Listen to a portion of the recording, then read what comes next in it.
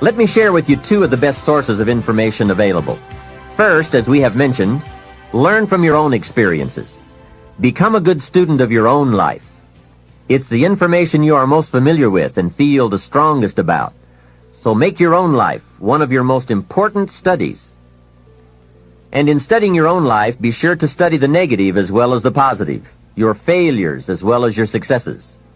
Our so-called failures serve us well when they teach us valuable information. They're frequently better teachers than our successes. One of the ways we learn how to do something right is simply by doing it wrong. Doing it wrong is a great school for learning. Now I would suggest that you not take too long. If you've done it wrong for 10 years, I wouldn't suggest another 10. But what a close at hand and emotionally impactful way to learn from your own experiences. When I met Mr. Schoaf, I had been working 6 years. I started when I was 19, and when I met him, I was 25. He said to me, "Mr. Rohn, you have been working now for 6 years. How are you doing?" I said, "Not very well." He said, "Then I suggest you not do that anymore." 6 years is long enough to operate the wrong plan. Next he asked, "How much money have you saved in the last 6 years?" I said, "Not any." He said, "Who sold you on that plan 6 years ago?" What a fantastic question.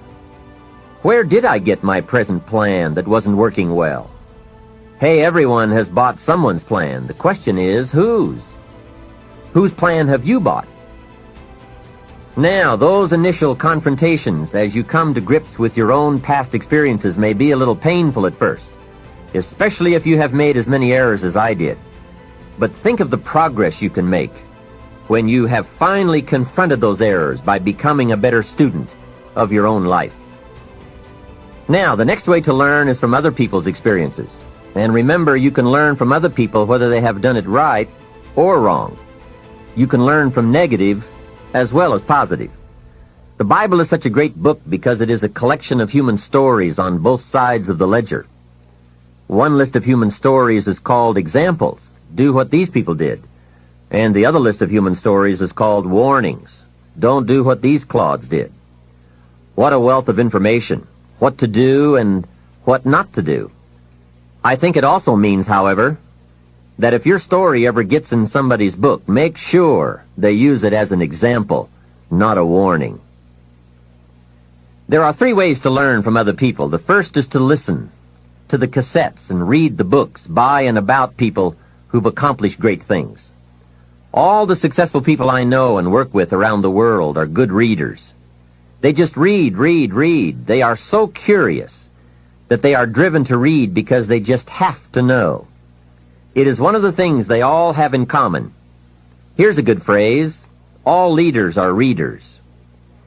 And they use cassette programs too, especially while they're in the car or during other times when they can't read.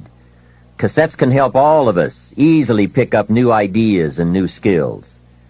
Did you know there are cassettes and books on how to be stronger, more decisive, a better speaker, a more effective leader, have a better effect on other people, become more loving, develop personality, get rich, develop influence, become sophisticated, and people don't use them? How would you explain that? Did you know that hundreds of successful people have written their stories in books and told how they did it on cassettes like this, and people don't want to listen? How would you explain that? The guy's busy, I guess. He says, well, yeah, if you worked where I work, by the time you struggle home, it's late. You've got to have a bite to eat, watch a little TV, and get to bed. You can't stay up half the night and read. And this is the guy that's behind on his bills. He's a good worker, hard worker, sincere. But remember, you can be sincere and work hard all your life and wind up broke, confused, and embarrassed. You've got to be better than a good worker. You've got to be a good reader, a good listener. At least he could hear a good cassette on the way home, right? Now, you don't have to read or listen to educational cassettes half the night. Although if you're broke, it's a good place to start. But here is all I ask, just 30 minutes a day. That's all. Stretch it to an hour if you can, but at least 30 minutes. Half rich isn't bad. 30 minutes. Hear or read something challenging, something instructional, at least 30 minutes a day. And here's the next key. Every day. Don't miss. Miss a meal, but not your 30 minutes. Hey, you can get along without some meals, but you can't get along without some ideas, examples, and inspiration. There's a Bible phrase that says, humans cannot live on bread alone, or food alone. It says the next most important thing to bread is words. Words nourish the mind. Words nourish the soul. Humans have to have food and words to be healthy and prosperous. Make sure you have a good diet of words every day. I told my staff one day, some people read so little they have rickets of the mind. And also remember to properly feed the mind, you must have good balance. Don't just read or listen to the easy stuff. You can't live on mental candy. Here is a thought. Why not call good books and cassettes tapping the treasure of ideas? That's it. Tapping the treasure of ideas, like you're doing with this program. And if somebody's got a good excuse for not tapping the treasure of ideas for at least 30 minutes every day, or spending the money and getting the books and cassettes, I'd like to hear it. Some excuses you wouldn't believe. I say, John, I've got this gold mine. I've got so much gold, I don't know what to do with it all. Come on over and dig. John says, I don't have a shovel. I say, well, John, get you one. He says, do you know what they want for shovels?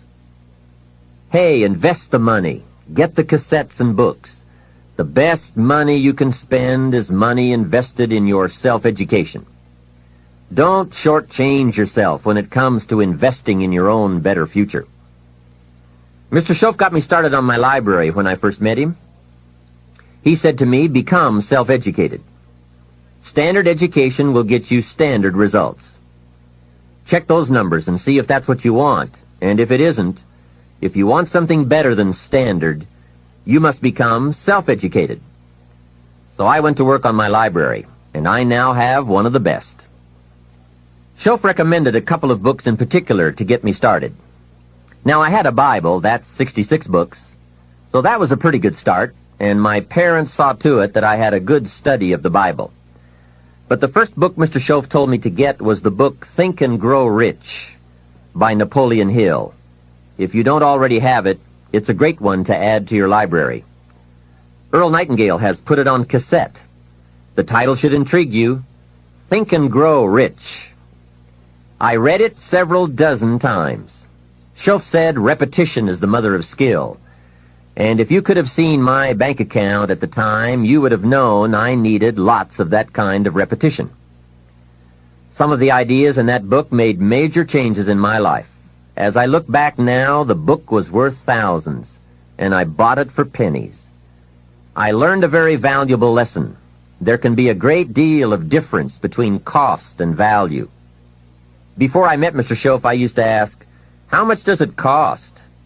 After I met him, however, I soon learned to ask, how much is it worth? I started basing my life on worth instead of cost, and everything changed. So that was one book he recommended, Think and Grow Rich. The next book he recommended I get was a book on nutrition. Schoaf said, study nutrition. Vitality plays an important part in doing well. Some people don't do well because they don't feel well. It's not that they're not intelligent. It's that they're ill. They don't have the fire and the vitality to do well. So he really got on me about nutrition. Now, some of those health books are a bit weird, but you can separate out the weird stuff. There are cassettes on nutrition, too. Remember, don't be a follower. Be a student. Someone says, I read this book. Should I follow? And the answer is no. Read at least 2 books and make up your own mind. Don't be a follower. Be a student. So take care of yourself. There's a Bible phrase that says, many times the spirit is willing, but the body's weak. So you have to work on both. You wake up in the morning and the mind says, let's go get 'em. And the body says, I can't even get out of bed. So work on your health. A person's library of books and cassettes reveals his or her most dominant desires. It's interesting to walk into someone's house and browse through the library. What does your library say about you? So read all the books. Now here's good news. You don't have to read them all at once.